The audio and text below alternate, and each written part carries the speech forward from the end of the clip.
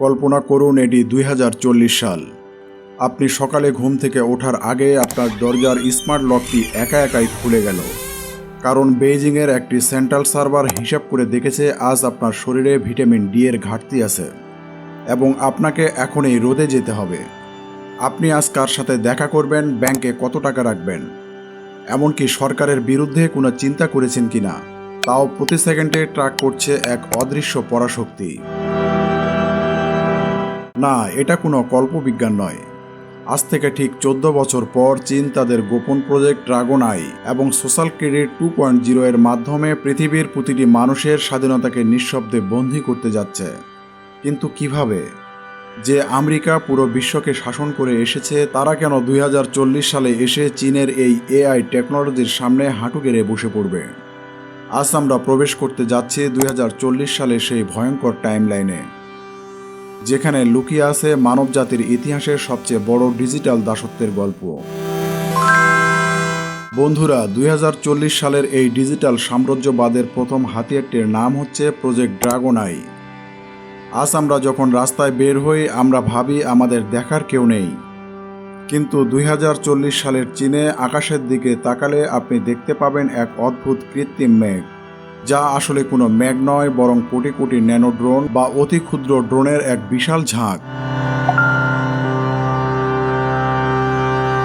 চীন সরকার তাদের এই ড্রাগন আই প্রজেক্টের মাধ্যমে এমন এক সুপার এআই তৈরি করেছে যা সাধারণ সিসিটিভি ক্যামেরার থেকে 1000 কোটি গুণ শক্তিশালী। আপনি হয়তো ভাবছেন, আমি তো বাংলাদেশে বা ভারতে বসে আছি, চীনের সার্ভার আমাকে কিভাবে ট্র্যাক করবে? এখানে লুকিয়ে আছে সবচেয়ে বড় ডার্ক সাইকোলজি। 2040 সালের মধ্যে বিশ্বের 80% দেশের 5G এবং 6G স্যাটেলাইট নেটওয়ার্কগুলো থাকবে চীনের হুয়াংহে বা অন্য কোনো টেক কোম্পানির নিয়ন্ত্রণে। এর মানে হলো আপনার হাতের স্মার্টফোনটি না চাইতেও বেইজিংয়ের মেইন সার্ভারের সাথে যুক্ত হয়ে পড়বে। এই এআই আপনার ফেসিয়াল রিকগনিশন বা মুখের অবয়ব দেখে বলে দিতে পারবে আপনার হৃদয় স্পন্দন কত। আপনি কি মিথ্যা বলছেন, নাকি আপনার মনে কোনো ক্ষোভ লুকিয়ে আছে? একটু চিন্তা করে দেখুন, আপনি কোনো অপরাধ করেননি, কিন্তু আপনার মস্তিষ্ক কী ভাবছে তা একটি এআই আগে থেকে জেনে বসে আছে। একেই বলে ডিজিটাল দাসত্ব, যার জাল চীন পুরো পৃথিবীতে দিনে দিনে বুনে চলেছে। কিন্তু এই নিয়ন্ত্রণ কি শুধু নজরদারির মাধ্যমেই সীমাবদ্ধ? একদমই না। চীন তাদের দেশে অলরেডি সোশ্যাল ক্রেডিট সিস্টেম চালু করেছে, কিন্তু 2040 সালে এটি রূপ নেবে সোশ্যাল ক্রেডিট 2.0-তে। আপনি কি জানেন এটি কি আর আপনাকে কিভাবে নিয়ন্ত্রণ করা হবে? সহজ ভাষায়, আপনার পুরো জীবনটাই তখন একটি ভিডিও গেমের মতো হয়ে যাবে, যার কন্ট্রোলার থাকবে চীনের কমিউনিস্ট পার্টির হাতে। ধরুন আপনি সকালে উঠে সরকারের একটি কাজের বা সিদ্ধান্তের সমালোচনা করে ফেসবুকে বা ইন্টারনেটে একটা কমেন্ট করলেন। সাথে সাথে আপনার সোশ্যাল ক্রেডিট স্কোর থেকে 20 পয়েন্ট কেটে নেওয়া হলো। স্কোর কমে যাওয়ার শাস্তি কী হবে জানেন? আপনার ব্যাংকের ক্রেডিট কার্ড লক হয়ে যাবে, আপনি ট্রেনের টিকিট কাটতে পারবেন না, এমনকি আপনার সন্তান শহরের কোনো ভালো স্কুলে ভর্তি হতে বা পড়ালেখা করতে পারবে না। আর যদি আপনার স্কোর আরও কমে যায়, তবে আপনার ইন্টারনেটের স্পিড এতটাই কমিয়ে দেওয়া হবে যে আপনি যেন বাইরের পৃথিবীর সাথে যোগাযোগ করতে না পারেন। অর্থাৎ কোনো পুলিশ বা জেলখানা ছাড়াই ঘরের ভিতরে আপনাকে এক নিঃশব্দ বন্দী বানিয়ে দেওয়া হবে। আর এই ভয়ঙ্কর সিস্টেমটি চীন শুধু নিজের দেশের জন্যই তৈরি করেনি।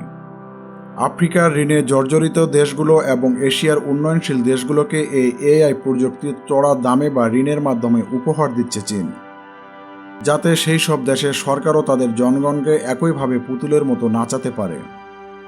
আর পর্দার আড়াল থেকে সেই সব ডেটার মূল চাবিকাঠি থাকবে কার কাছে? হ্যাঁ, বেইজিংয়ের সেই সেন্ট্রাল সার্ভারে। এখন প্রশ্ন আসতে পারে যে আমেরিকা পুরো বিশ্বকে শাসন করে এসেছে, যাদের সামরিক বাজেট চীনের চেয়ে অনেক বেশি, তারা কেন 2040 সালে এসে চীনের এই এআই টেকনোলজির সামনে হাঁটু গেড়ে বসে পড়বে? কেন হোয়াইট হাউস চীনের এই আগ্রাসন থামাতে পারবে না? এর উত্তর লুকিয়ে আছে অর্থনীতির এক নির্মম সত্যের মাঝে। 2040 সালের মধ্যে মার্কিন ডলার তার বিশ্বব্যাপী একক আধিপত্য বা রিজার্ভ কারেন্সির মর্যাদা পুরোপুরি হারিয়ে ফেলবে। চীন তাদের ডিজিটাল ইউয়ান এবং ব্রিক্স জোটের মাধ্যমে আন্তর্জাতিক বাণিজ্য থেকে ডলারকে প্রায় অবান্তর করে দেবে। যখন কোনো দেশের মুদ্রা তার মূল্য হারায়, তখন তার সামরিক শক্তিও তাসের ঘরের মতো ভেঙে পড়ে দিনে দিনে। তাছাড়া 2040 সালের যুদ্ধ আর কামান বা পারমাণবিক বোমার সমীকরণ দিয়ে হবে না। যুদ্ধ হবে কোয়ান্টাম কম্পিউটিং এবং সাইবার ওয়ারফেয়ার দিয়ে। চীন অলরেডি এমন কিছু কোয়ান্টাম সুপার কম্পিউটার তৈরি করে ফেলেছে যা আমেরিকার তৈরি যে কোনো ডিফেন্স সিস্টেম বা পেন্টাগনের সিকিউরিটি কোড মাত্র কয়েক সেকেন্ডে হ্যাক করে দিতে পারে। 2040 সালে আমেরিকার যুদ্ধবিমান ওড়ার আগেই চীনের একটি মাত্র সাইবার কমান্ড পুরো ওয়াশিংটন শহরে বিদ্যুৎ, স্যাটেলাইট এমনকি মিলিটারি কমিউনিকেশন অচল করে দিতে পারবে। যুদ্ধ না করেই জয়ী হওয়ার এই প্রাচীন চাইনিজ কৌশলকে চীনকে 2040 সালের একমাত্র সুপার পাওয়ার বানিয়ে তুলবে। তবে বন্ধুরা, মুদ্রার যেমন অপিঠ থাকে, তেমনি 2040 সালের এই ভয়ঙ্কর শক্তিশালী চীনের পিছনেও লুকিয়ে আছে এক চরম অন্ধকার সত্য, যা চীন পুরো পৃথিবীর কাছে গোপন রাখতে চায়। চীন হয়তো পুরো বিশ্বকে নিয়ন্ত্রণ করার প্রযুক্তি বানিয়ে ফেলবে, কিন্তু তারা নিজেদের দেশের ভিতরে এক অদৃশ্য প্রলয়কে থামাতে পারবে না। আর সেই প্রলয়টির নাম হলো পপুলেশন কলাস বা জনসংখ্যা বিস্ফোরণের বিপরীত রূপ। চীনের বিতর্কিত ওয়ান চাইল্ড পলিসির কারণে 2040 সালের মধ্যে চীনের প্রায় 40% মানুষ প্রবীণ বা বৃদ্ধ হয়ে যাবে। অর্থাৎ চীনের ফ্যাক্টরিগুলোতে কাজ করার মতো বা সেনাবাহিনীতে লড়াই করার মতো তরুণ যুবকের সংখ্যা মারাত্মকভাবে কমে যাবে। একে বলা হয় গেইং অফ চায়না। একদিকে চীন পুরো বিশ্বের প্রযুক্তি নিয়ন্ত্রণ করতে চাইবে, অন্যদিকে নিজের দেশের ভিতরে এই বিশাল বৃদ্ধ জনসংখ্যার চিকিৎসা ও পেনশনের খরচ মেটাতে গিয়ে তাদের অর্থনীতির ভিতর থেকে ফাঁপা হয়ে যেতে শুরু করবে। ইতিহাস সাক্ষী আছে, যে কোনো সাম্রাজ্য যখন ভিতর থেকে দুর্বল হয়ে পড়ে, তখনই সে বাইরে নিজের শক্তি দেখানোর জন্য আরও বেশি উগ্র হয়ে ওঠে। আর ঠিক এই কারণেই 2040 সালের চীন হবে পৃথিবীর ইতিহাসের সবচেয়ে বিপজ্জনক দেশ। কারণ নিজেদের পতন ঠেকাতে তারা যে কোনো মুহূর্তে পুরো বিশ্বকে এক মহাযুদ্ধে ঠেলে দিতে পারে। Social credit system, dragon eye project আর ডলারের পতন, সব মিলিয়ে 2040 সালের পৃথিবীটা হয়তো আমাদের চেনা এই সুন্দর পৃথিবী থাকবে না। প্রযুক্তি মানুষকে স্বাধীনতা দেওয়ার কথা থাকলেও চীনের হাত ধরে সেই প্রযুক্তি হয়তো মানবজাতির ইতিহাসের সবচেয়ে বড় ডিজিটাল জেলখানা তৈরি করতে যাচ্ছে। এখন প্রশ্ন হলো, আমরা কি আসলেই সেই ডিজিটাল দাসত্বের দিকে এগিয়ে যাচ্ছি, নাকি মানবজাতি এক অদৃশ্য পরাশক্তির শিকল ভেঙে আবার স্বাধীন হতে পারবে? আপনার কি মনে হয় 2040 সালে চীন কি সত্যি পুরো বিশ্ব শাসন করবে, নাকি নিজের ভিতরের সংকটে নিজেই ধ্বংস হয়ে যাবে?